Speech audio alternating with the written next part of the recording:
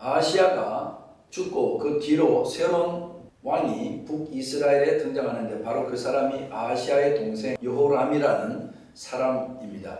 이 사람이 이스라엘의 이제 왕이 되는데, 이 모압이 아합이 죽고 그의 아들 아하시야가 왕이 되자 이스라엘이 혼란한 틈을 타서 반란을 일으켰어요. 배반했다라고 성경 기록하죠.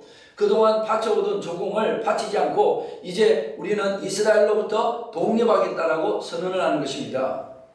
그런데 모압이 이스라엘에 바쳤던 조공의 규모가 생각보다 큰 거예요. 4절에 보니까 새끼 양 10만 마리, 털, 순양 10만 마리 털을 이스라엘 왕에게 바쳤다.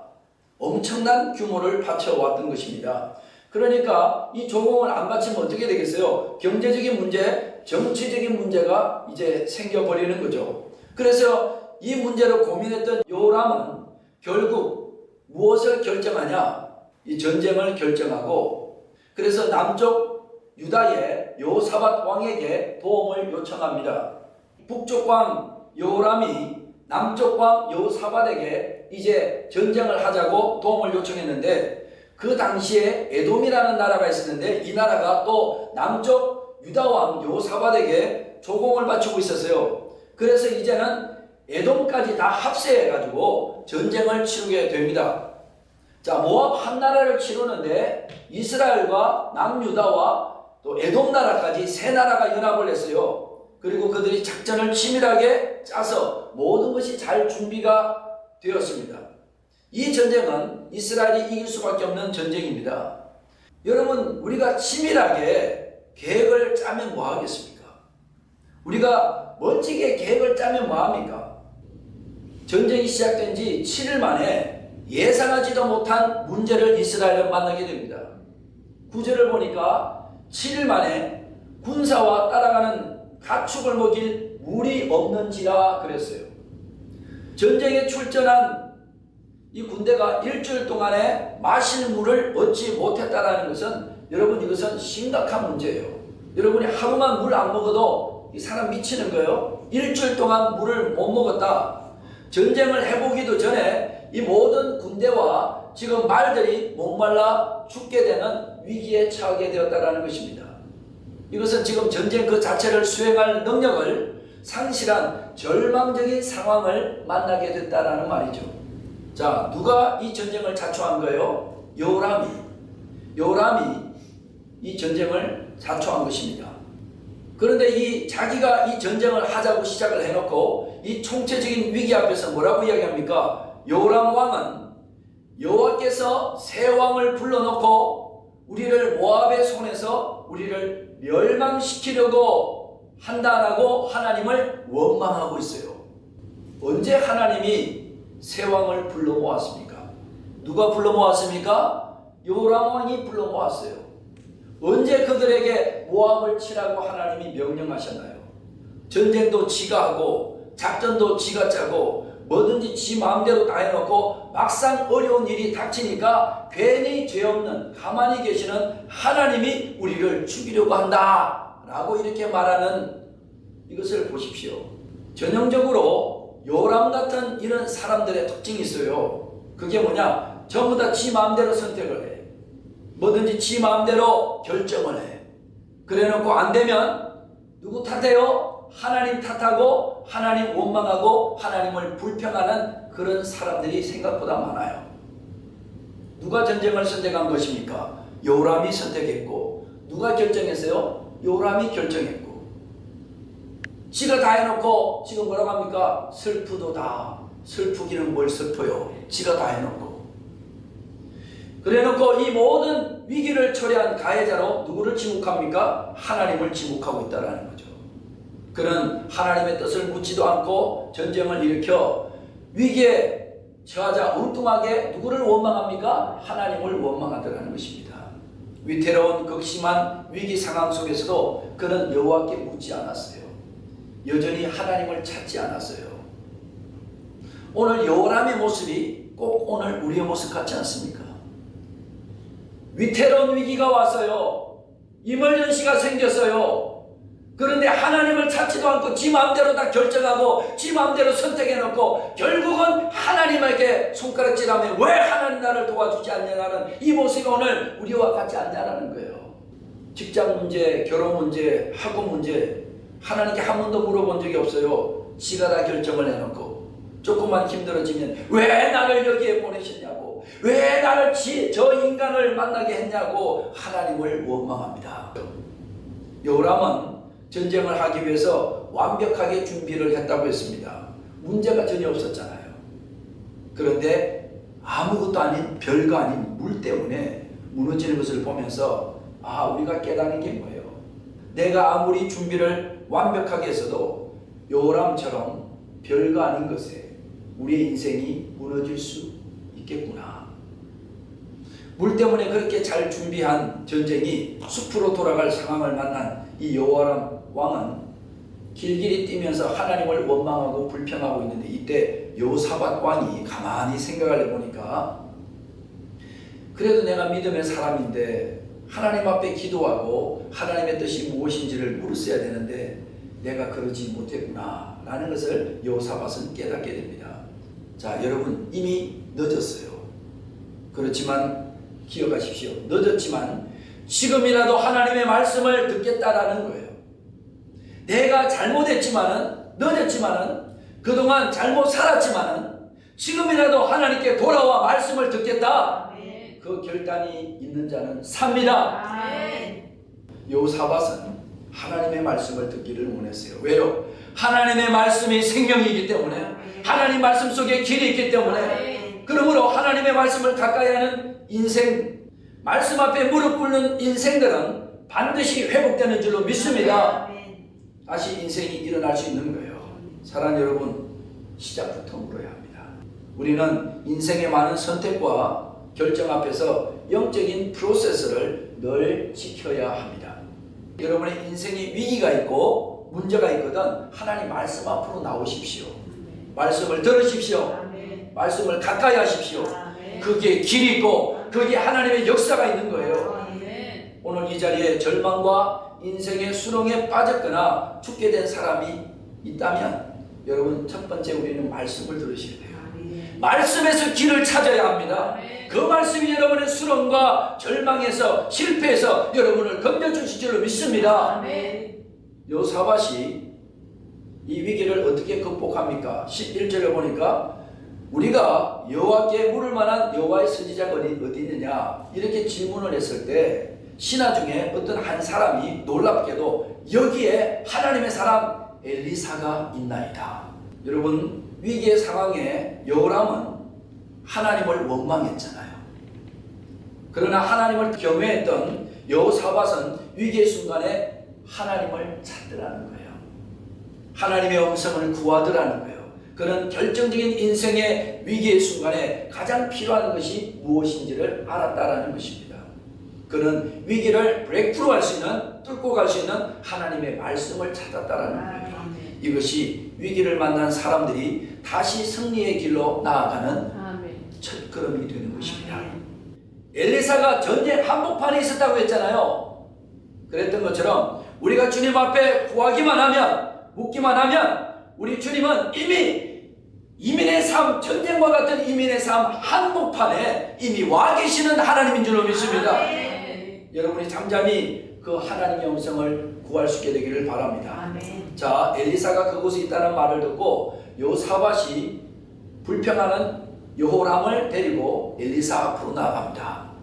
그러니까 엘리사가 딱 여호람을 보더만 당신은 쳐다볼 가치가 없는 인간이야. 그러나 여기에 있는 여호사밧, 이 사람 때문에 내가 하나님께 기도하고 내가 하나님께 뜻을 물어보겠다라고 엘리사가 말을 하는 거죠. 여러분, 여기서 보니까 한 사람, 여호람은 문제를 일으키는 사람이지만 한 사람은, 여호사밧은 문제를 해결하는 사람이더라는 거죠. 여러분 인생은 여호람 인생입니까? 아니면 여호사밧 인생입니까? 문제를 일으켜서 여러분의 가정을 어렵게 만들고 주변을 어렵게 만드는 여호람 같은 인생입니까? 아니면 문제와 고통과 아픔과 절망 속에서 하나님 앞에 나와 그 문제를 해결하는 사람, 하나님의 사람, 여호사밧과 같은 사람입니까? 한 사람 때문에 모두가 죽게 될 이 위기에 한 사람 때문에 모두가 살아나는 이 사건을 여러분 우리가 주목하셔야 됩니다. 요사와 때문에 하나님의 도움을 받습니다. 여러분 그 한 사람이 바로 저와 여러분들이 되시기를 축복합니다. 아멘. 여러분 때문에 하나님이 여러분의 가정을 후대하시고 여러분 때문에 여러분의 자식을 살려주시고 여러분 때문에 교회의 은혜를 베풀어 주시고 할렐루야! 하나님의 축복의 통로가 되는 저와 여러분들 되기를 바랍니다. 요사밭이 엘리사에게 도움을 호소하자 엘리사가 왕들에게 한 가지 요청을 하죠. 15절을 보니까 엘리사가 먼저 검은고 탈자를 불러오라는 것입니다. 여러분 엘리사가 왜 검은고 탈자를 불러오라고 했는가? 하나님의 임재를 구하기 위해서 그래요.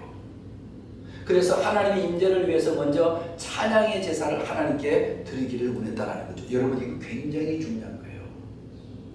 하나님을 만나고 역사를 우리가 경험하기 이전에 더 중요한 것은 하나님의 임재가 오도록 우리가 하나님 앞에 찬양으로 하나님 앞에 제사하는 거. 할렐루야! 여러분 응답을 얻기 위해서 우리가 주님 앞에 나가지만은 응답보다도 먼저 와야 될 것이 하나님의 임재란 말이에요. 임재가 와야 응답이 오는 거죠. 엘리사는 주님 앞에 먼저 물을 구하지 않았고 임재를 구하는 것을 보십시오. 여러분 이민의 삶을 살아가는 우리에게도 결핍이 있어요. 모든 사람들에게는 이것만 해결되면 나는 더 이상 바랄 것이 없어. 이 결핍 때문에 우리가 고통받고 이것이 채워지는 것이 절대적으로 나에게 중요합니다. 그럴지라도 하나님과 우리의 관계가 고작 그런 필요를 채우고자 하는 정도의 관계가 아니라 하나님은 오늘도 우리가 그 하나님의 임재를 구하는 인생들이 되기를 원하세요. 아멘. 그 임재를 사모하는 사람들이 되기를 원하십니다. 아멘. 주님의 얼굴을 구하는 사람들이 되기를 원합니다. 아멘. 그러면 하나님이 여러분의 인생의 모든 위기와 모든 문제 인생 가운데 하나님이 더하시는 은혜를 더해 주실 줄로 믿습니다. 사람의 말이 끝나는 데서부터 음악이 시작된다라는 말이 있어요. 이 말은 뭐냐? 그만큼 음악의 힘이 크다는 거예요. 찬양은 음악에서 멈추는 것이 아니에요. 찬양 속에서 우리는 이스라엘의 찬송 중에 거하시는 하나님을 만나게 되는 것이죠. 아멘. 검은고 연주가 흐릅니다. 찬양이 열리자 광야에 주님의 옷자락이 쭉 펼쳐지는 것을 볼 수 있어요. 여러분 그렇습니다. 이민의 삶은 광야와 같은 삶입니다. 이 말씀을 꼭 기억하십시오. 전쟁과 같은 삶 속에서 우리는 오늘 이 말씀을 붙드셔야 합니다.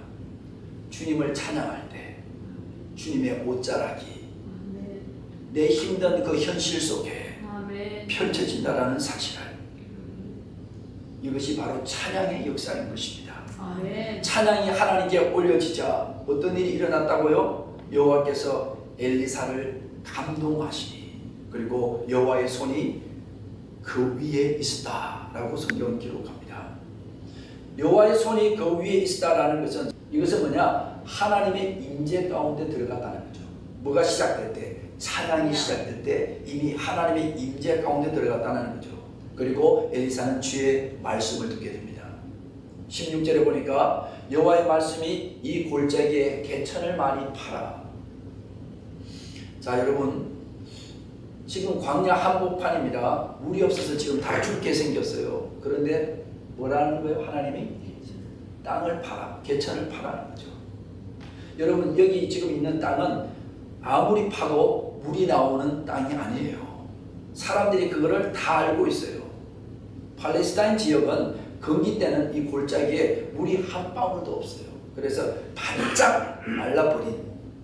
그래서 이 땅은 아무리 땅을 파도 물이 나올 가능성이 전혀 없는 와디 지역이란 말이에요. 그런데 그 건기의 때 땅을 파서 물을 얻겠다라는 것은 이것은 불가능한 이야기라는 것입니다. 그런데 이 어처구니 없는 이 말을 듣고 여호사밧이 어떻게 합니까? 그 말에 순종을 하죠. 하나님이 이 골짜기에 물이 가득하여 너희와 너의 가축들이 마시게 될 것이다. 여러분 이 사실을 여호사밧은 믿게 되었다는 것입니다. 여러분 믿음이 뭐예요? 믿음은 행동하는 거예요. 하나님이 말씀하셨으면 그렇게 하실 것을 믿고 여호사밧처럼 담대하게 행동할 때 믿음의 결과물은 나오게 될 줄로 믿습니다. 그런데 우리의 문제는 뭐예요? 우리는 확신하지 않아요. 우리는 믿지 못해요. 그러니까 행동을 못하는 거예요. 그래서 우리는 믿음의 기적이 일어나지 않는 거예요. 여러분 믿음대로 행동하십시오. 그러면 기적이 일어날 줄로 믿습니다. 20절을 읽어드리겠습니다. 아침이 되어 소재 드릴 때에 물이 에돔 쪽으로부터 흘러와 그 땅을 가득하였더라. 이들은 메마른 땅을 파기 시작합니다. 땅을 판 그곳에 물이 흘러나오기 시작합니다. 놀라운 일이 있죠. 자, 하나님의 말씀에 순종한 다음 날 기적이 일어났습니다. 여기서 중요한 것은 그 물이 언제 흘러 들어왔는가, 이게 중요한 거예요. 오늘 성경을 보니까 아침 소재 드릴 때, 뭐 할 때? 아침 소재 드릴 때, 성전에서 아침에 예배하는 시간에 하나님 역사가 광야의 한가운데 나타나기 시작하더라는 거예요. 여러분 성경을 보면 항상 성전의 소재의 시간에 맞추어서 그분의 역사를 펼쳐가는 것을 볼 수 있어요. 자, 갈멜산에서 하나님이 불러 응답하실 때도 저녁 소재 드릴 때, 이때 불러 역사하셨어요. 이것이 바로 예배하는 자의 특권입니다. 축복입니다. 예배하는 자의 축복이에요. 사랑하는 여러분, 여러분의 인생의 웅덩이에 물이 들어오는 시간은 언제일까요? 내 인생에 물이 들어오는 시간은 언제입니까? 예배 시간이에요. 아멘? 그렇습니다. 예배 시간이라고. 사람은 위기에 처하면 방법부터 먼저 찾아요. 예배는 집어던지고. 그러나 하나님 우리에게 말씀하십니다. 먼저 하나님 앞으로 예배로 나오라는 것입니다. 예배가 회복될 때 은혜가 임하고, 예배가 회복될 때 인생의 길이 열리고, 예배가 회복될 때 생명의 물이 흐르기 시작하는 것입니다. 메마른 인생 골짜기마다, 빈 삶의 웅덩이마다 물이 가득 채워지는 것은 예배의 응답으로 오는 것입니다. 하나님은 의도적으로 언제 물을 보냈다고요? 아침 소재 시간에, 아침에 그들이 하나님 앞에 예배할 때 하나님이 물을 보내셨다라는 것입니다. 예배를 통해서 생명이 오고 예배를 통해서 구원이 왔다라는 거예요. 여러분 기억하십시오. 문제 해결보다도 예배가 먼저다. 아까는 뭡니까? 응답보다도 하나님의 임재가 먼저다. 문제 해결보다도 예배가 먼저다. 먼저 우리 가정이 메마르고 영혼이 지치고 앞길이 막혔을 때 가장 먼저 우리가 회복되어야 될 것은 환경이 아니라 예배인 줄로 믿습니다. 우리는 문제를 바라보기 전에 하나님을 예배해야 합니다. 그들은 소재 시간에 물을 얻었을 뿐만 아니라 그 전쟁에서 한 번도 싸워보지도 못하고 죽을 운명이었는데 그 전쟁에서 승리하는 희한한 기적이 일어납니다. 자, 땅을 판 골짜기마다 물이 나왔어요. 물이 막 넘쳐 나왔어. 그런데 아침 동쪽에서 햇빛이 쫙 비치니까 저쪽 모압 쪽에서 사람들이 보니까 이스라엘 백성들이 진을 치고 있는데, 아니 거기서 멀리서 보니까 아침 햇볕에 그 물이 딱 비치는데 그 물이 전부 다 어떻게 보냐, 붉게 피처럼 보이는 거예요. 피처럼 보이는 거예요. 그러니까 야 저거 뭐야? 저거 뭐야 저거? 물이 없는데 저거 뭐야? 저 피잖아. 피네.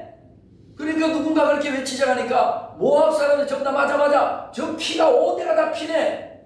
자기들끼리 다투어서 내란이 일어나다 보니까 그냥 피전쟁으로 막 서로 싸우고 죽어버렸구나 이렇게 생각하고, 모압 사람들은 우리 피 구경이나 하러 가자 이러면서 이렇게 이제 전쟁할 생각도 안 하고 그들은 구경하러 이렇게 들레 이렇게 죽은 시체 확인하러 왔다가 이스라엘 백성들에게 죽임을 당하는, 이 전쟁에서 대패를 하는 놀라운 일들이 일어납니다.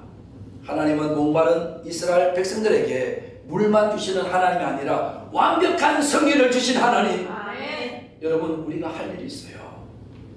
믿음으로 우리가 행동하면 나머지 일은 하나님이 이루세요. 여러분에게 이 기적이 일어나기를 바랍니다.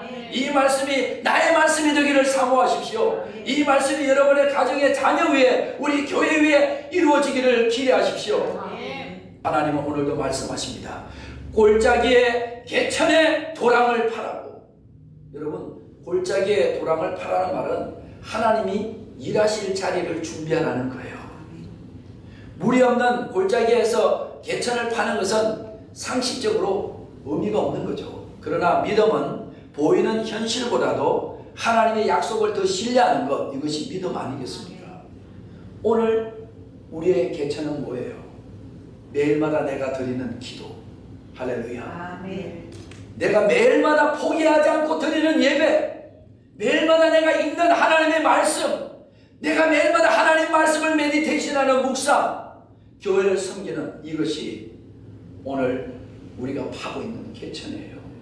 지금 당장은 아무런 변화가 보이지 않아도 이것이 하나님께서 물을 보내시는 자리를 만드시는 거예요. 하나님 오늘도 말씀하십니다. 개천을 많이 파라. 비가 보이지 않아도, 바람이 보이지 않아도 파라는 거예요. 구름이 보이지 않아도 파라는 거죠. 여러분 그렇습니다. 아직 응답이 보이지 않아도 기도의 개천을 파고 예배의 개천을 파고 믿음의 개천을 파십시오. 하나님은 물이 없을 때 개천을 파게 하시고 개천이 준비되었을 때 하나님은 그때 물을 채우십니다.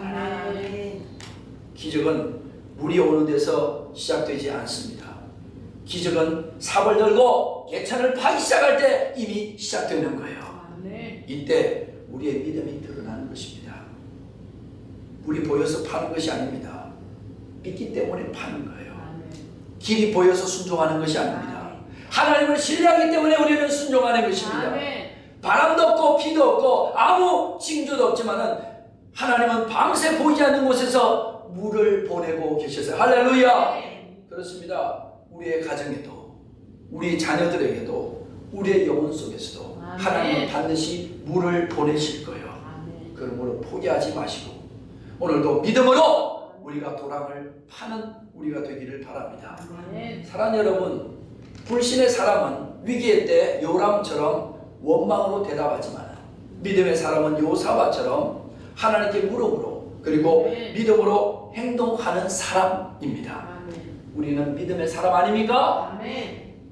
인생이 힘들수록 원망 대신 하나님 말씀 앞에 무릎을 꿇고 믿음으로 행동하는 우리 모두가 되기를 바라고 말씀대로 사는 우리가 되기를 바라고 여러분 요사밧이 늦었지만 늦지 않았잖아요. 그렇습니다. 우리도 아직 늦지 않았어요. 지금이라도 하나님 말씀 앞에 돌아오면 우리 인생은 살게 될 줄로 믿습니다. 우리 인생은 오늘도 바뀌게 될 줄로 믿습니다. 그러므로 내 삶의 자리가 아무리 메마른 광야일지라도 오늘 하나님을 찾고 하나님 앞에 우리가 나아가는 우리 모두가 되기를 주의 이름으로 축원합니다. 사랑하는 성도 여러분, 우리 인생 자리가 마치 메마른 광야 같을 때가 있습니다. 분명히 나는 준비했고 여기까지 잘 살고 왔다고 생각을 했는데 뜻밖의 결핍 앞에서 우리가 무너질 때가 있습니다. 그때 어떤 사람은 요람처럼 하나님을 원망하고 불평합니다. 그러나 어떤 사람은 여호사밧처럼 하나님을 찾습니다. 오늘 이 시간 문제만 붙잡고 있던 손을 내려놓고 하나님을 붙잡는 시간이 되기를 바랍니다. 우리가 구해야 될 것은 물이 아닙니다. 먼저 하나님의 임재입니다. 우리가 회복해야 될 것은 환경이 아닙니다. 먼저 예배입니다. 하나님 메마른 심령에 생수의 은혜를 부어달라고, 원망하는 마음을 멈추고 말씀 앞에 무릎 꿇는 믿음을 회복하게 해달라고 오늘 하나님께서는 우리에게 말씀하십니다. 이 골짜기에 개천을 많이 파라. 아직 비가 보이지 않고 구름도 보이지 않지만은 기도의 개천을 파고 예배의 개천을 파고 순종의 개천을 파라고 말씀하십니다. 골짜기에 개천을 파라 하실 때 이해가 되지 않아도 순종하게 하시고 예배의 자리에서 길이 열리고 예배의 자리에서 생명의 물이 흘러가는 역사가 우리에게 경험되기를 원합니다. 이 시간 우리 다 함께 손을 앞으로 내밀고 이제 각자의 심령으로 주님, 문제보다도 주님을 먼저 구하기를 원합니다. 필요보다도 하나님의 임재를 사모하기를 원합니다. 주여, 예배를 회복시켜 주옵소서.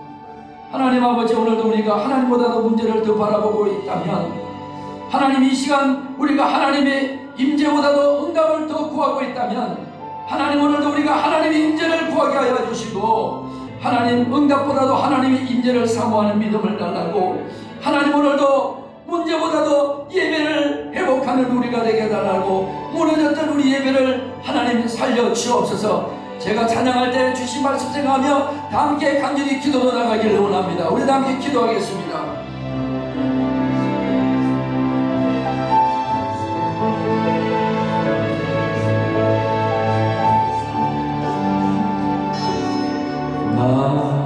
약해 있을 때에도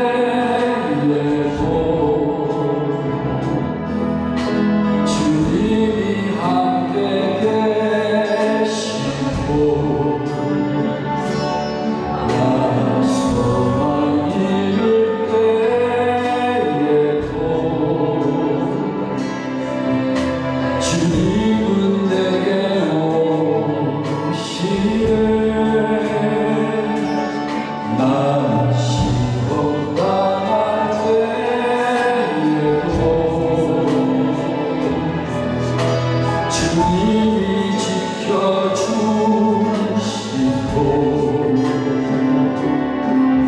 나 실망당할 때에도 주님이 위로하시네.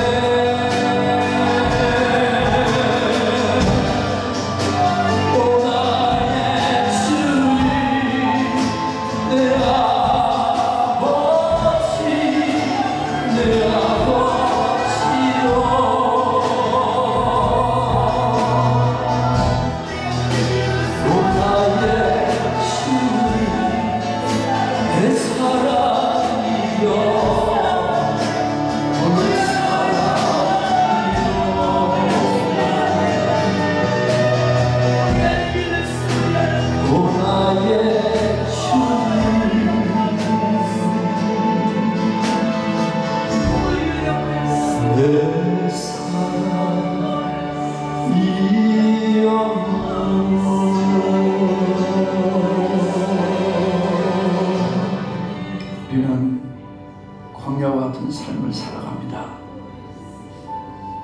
준비를 다 한 것 같은데 예상하지 못한 문제와 결핍 앞에 원망하고 불평하고 흔들릴 때가 많습니다. 그러나 주님이 우리에게 말씀하십니다. 문제보다도 먼저 하나님을 찾으라고, 필요보다도 먼저 하나님의 임재를 사모하라고, 해결보다도 먼저 예배를 회복하라고. 주님, 여호람처럼 하나님을 원망하는 인생이 아니라 여호사와처럼 하나님을 찾는 인생 되게 해주십시오. 눈앞의 현실만 보는 사람이 아니라 말씀을 붙들고 예배 자리로 나가는 사람이 되게 해주십시오.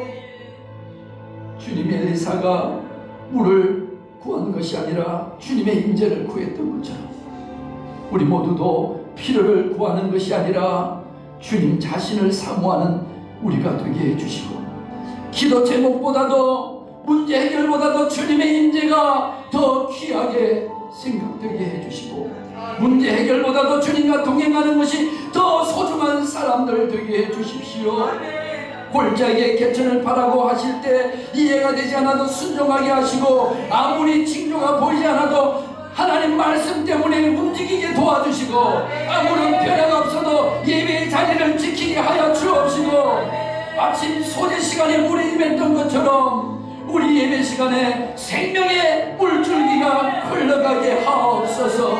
우리의 가정에, 우리의 자식 속에, 우리의 교회 속에, 이 나라와 민족 속에 하나님의 물이 흘러가게 하옵소서.